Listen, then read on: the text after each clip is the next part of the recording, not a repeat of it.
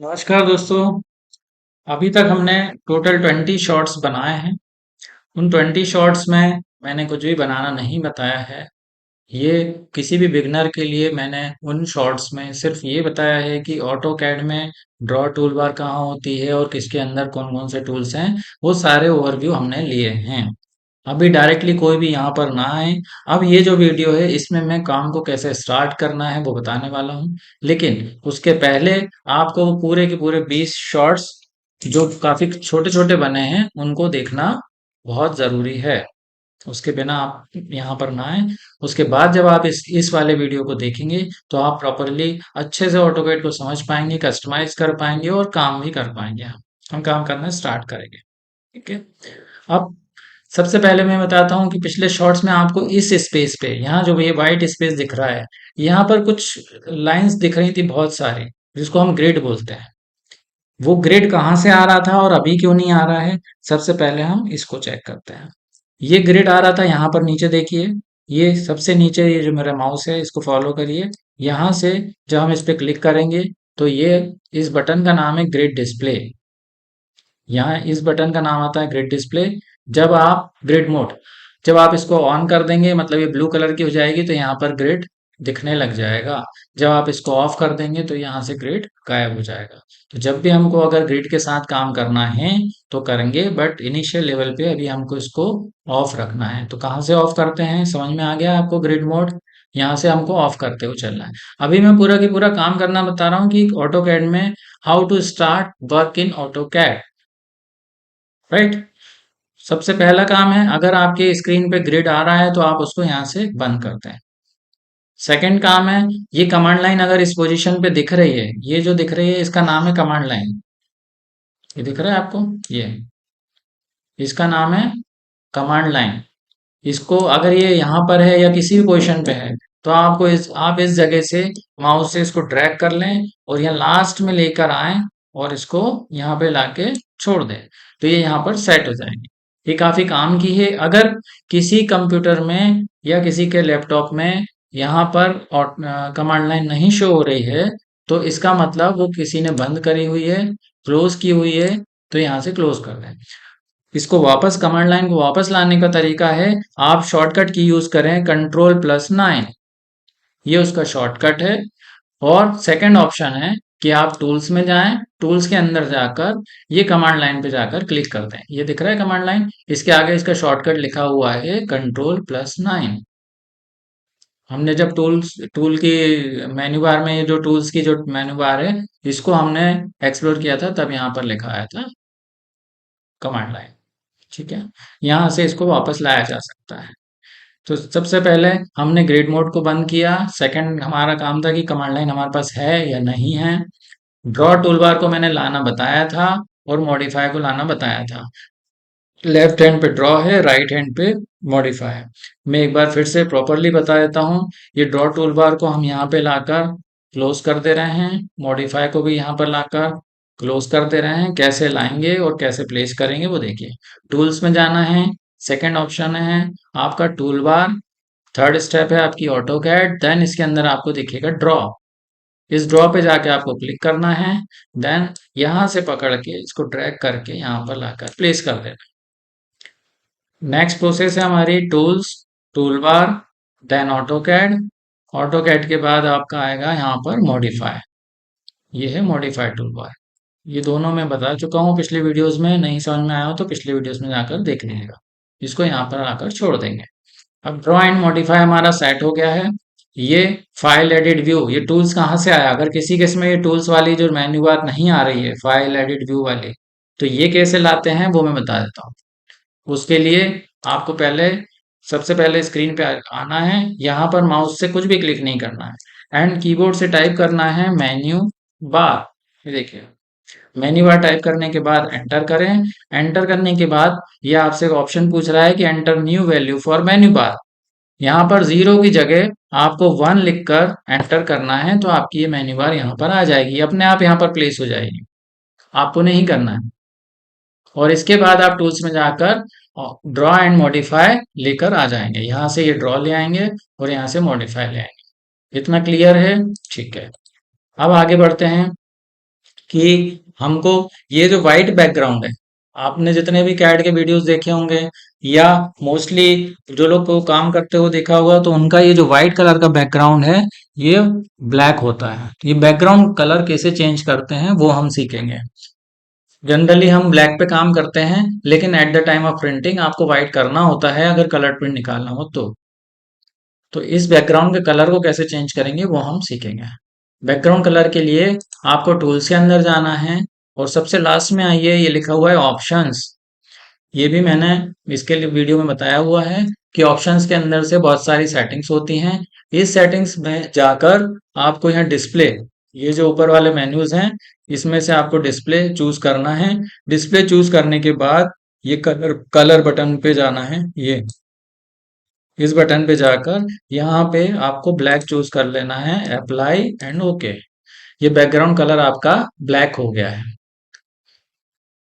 इसके बाद जो हमको करना है, नेक्स्ट प्रोसेस है हमारी, ये जो हम माउस से मूवमेंट कर रहे हैं, जिसको आप कर्सर भी बोल सकते हैं या माउस भी बोल सकते हैं, लेकिन ऑटो कैड की लैंग्वेज में इसका नाम जो है वो क्रॉस हेयर होता है। इसको क्रॉस हेयर बोला जाता है। इसका साइज भी कम ज्यादा किया जा सकता है। अगर किसी के लैपटॉप पे इसका साइज काफी बड़ा है तो वो छोटा कर सकता है, और छोटा है तो उसको बड़ा कर सकता है। कैसे करेंगे वो देख लेते हैं।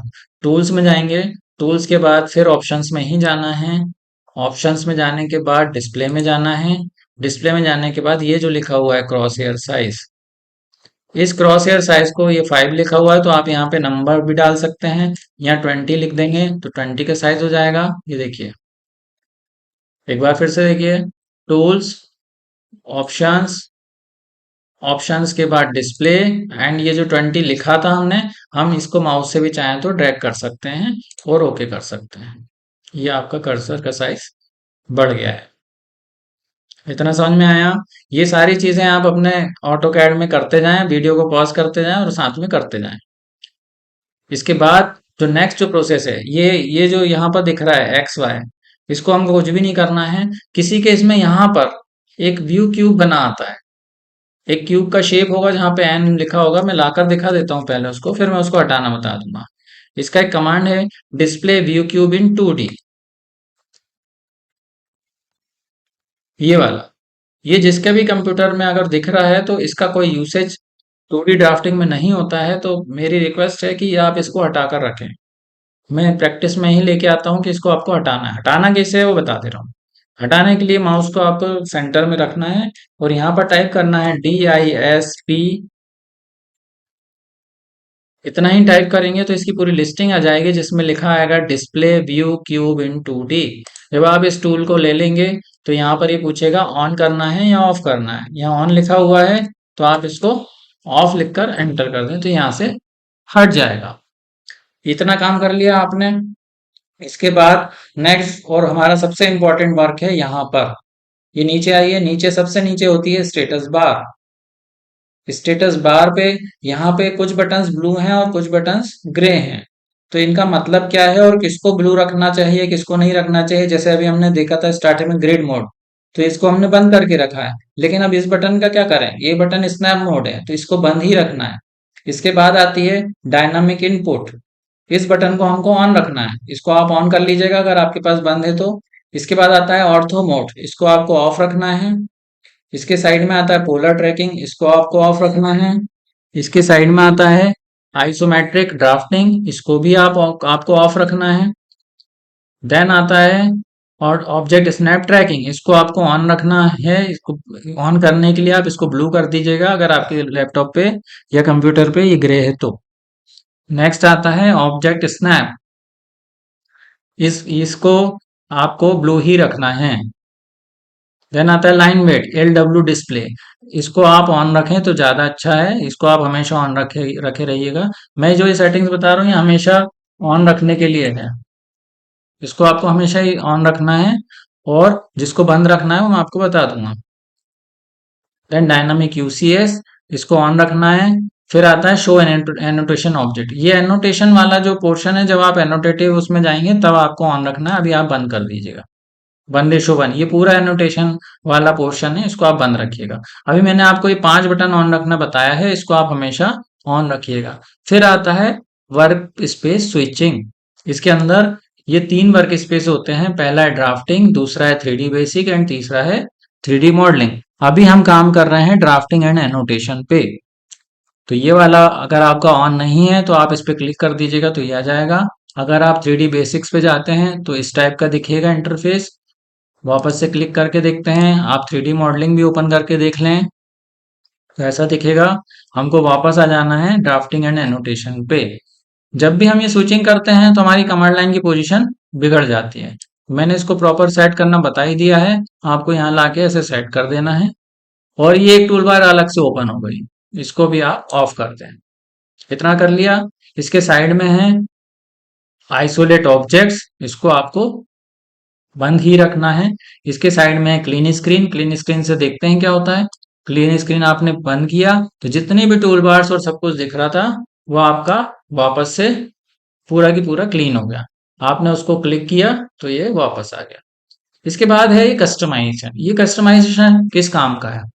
ये काफी काम का बटन है। इस बटन पे जब आप क्लिक करेंगे, मान लीजिए कि मैंने अभी जितनी चीजें आपको यहाँ पर बताई है कि इसको ऑन रखना है, लाइक हम एग्जांपल के तौर पे ले लेते हैं कि डायनामिक इनपुट को आपको ऑन रखना है, लेकिन आपने ये आपको मिल ही नहीं रहा है यहाँ पर। अगर किसी के कंप्यूटर पे या ऑटोकैड में आपको ये चीज यहाँ पर मिल ही नहीं रही है स्टेटस बार में, तो वो क्यों नहीं मिल रही है? आपको यहाँ जाना है और इसके अंदर जाकर आपको डायनामिक यूसीएस पे जाके टिक करना है। जब आप यहाँ से टिक कर देंगे तो ये यहाँ पर आ जाएगी। देखिए मैं हटा के बता रहा हूँ, ये डायनामिक यूसीएस गायब हो गया यहाँ से। अब डायनामिक यूसीएस वापस आ गई। तो ये जितनी भी बटन्स यहाँ पर शो हो रही हैं, इसके पीछे रीजन ये है कि यहाँ पे टिक लगे हो। अब अगर कोई बटन्स आपको यहाँ से हटानी है तो आप हटा सकते हो, और लानी है तो यहाँ से ला सकते हो। ये होता है कस्टमाइजेशन। इसके अलावा अभी हम यहाँ देखते हैं, यहाँ पर है क्लोज बटन। इस क्लोज बटन को अगर आप क्लिक क्लोज करेंगे तो ये जो सामने स्क्रीन दिख रही है या जो भी ड्राइंग एरिया है आपका, ये बंद हो जाएगा। और इसके बाद एक क्लोज बटन और है, ये वाले, इससे आपका पूरा सॉफ्टवेयर बंद हो जाएगा, क्लोज हो जाएगा। ठीक है। इसके बाद हम आते हैं यहाँ पर, ये बटन जो है एप्लीकेशन बटन, इसको हम एक्सप्लोर कर चुके हैं। ये क्विक एक्सेस टूल बार, ये भी एक्सप्लोर कर चुके हैं और ये भी एक्सप्लोर कर चुके हैं। अब ये एक पूरा सा एक ओवरव्यू हो गया है। इतनी चीजें, इतनी सेटिंग्स करने के बाद अब हम नेक्स्ट वीडियो में आएंगे और फिर हम कुछ ड्रॉ करना सीखेंगे, उसकी प्रैक्टिस करेंगे। तब तक के लिए धन्यवाद।